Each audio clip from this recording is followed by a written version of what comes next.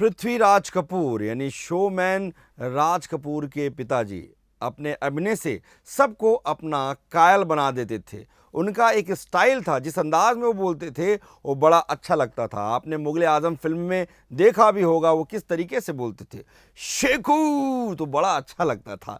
लेकिन ये तो अलग बात हो गई। पृथ्वीराज कपूर जो हैं पंडित जवाहरलाल नेहरू, देश के प्रथम प्रधानमंत्री, उनके बहुत अच्छे मित्र भी थे। वो पहले ऐसे व्यक्ति थे, पहले ऐसे कलाकार, पहले ऐसे अभिनेता थे बॉलीवुड के जो राज्यसभा तक पहुंचे थे। नमस्कार, मैं हूं संदीप अखिल और आप देख रहे हैं लल्लूराम.com। आज उसी मित्रता के बारे में बात करेंगे कि किस तरीके की मित्रता थी पृथ्वीराज कपूर और पंडित जवाहरलाल नेहरू के बीच।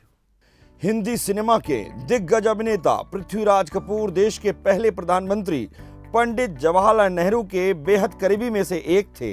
अपनी फिल्मों से पूरे देश के लोगों का हृदय वो पहले ही जीत चुके थे और उस समय पंडित जवाहरलाल नेहरू के बहुत अच्छे मित्रों में से एक थे पृथ्वीराज कपूर। साथ ही पृथ्वीराज कपूर पहले ऐसे बॉलीवुड कलाकार थे जो राज्यसभा में मनोनीत होकर संसद पहुंचे थे।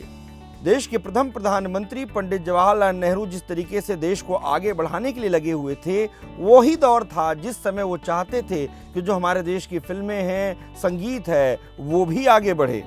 वरिष्ठ पत्रकार राशिद किदवई की किताब में पंडित जवाहरलाल नेहरू और पृथ्वीराज कपूर से जुड़े बहुत सारे किस्से लिखे गए हैं। बताया जाता है कि एक बार पंडित जी पृथ्वीराज कपूर से मिलने के लिए जा पहुंचे। जैसे ही पृथ्वीराज कपूर जी को नेहरू जी के आने की खबर दी गई तो बताया गया कि पंडित नेहरू उनसे मिलना चाहते हैं, तो पृथ्वीराज कपूर उस समय उनसे मिलने से साफ इनकार कर दिए।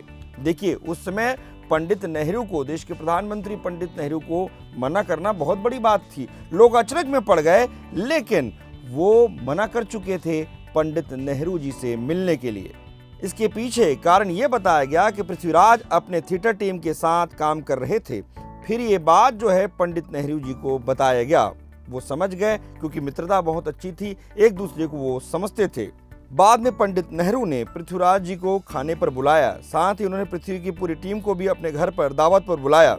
इस बात से पृथ्वीराज कपूर बहुत प्रसन्न हुए। देखिए, उस समय कलाकारों को राजनेता किस तरीके से जो है आगे बढ़ाते थे, उसका बहुत अच्छा उदाहरण है पृथ्वीराज कपूर और पंडित जवाहरलाल नेहरू की वो मित्रता। साल 1969 में पृथ्वीराज कपूर को पद्म भूषण अवार्ड से सम्मानित किया गया। वहीं उन्हें दादा साहब फाल्के पुरस्कार से भी नवाजा गया।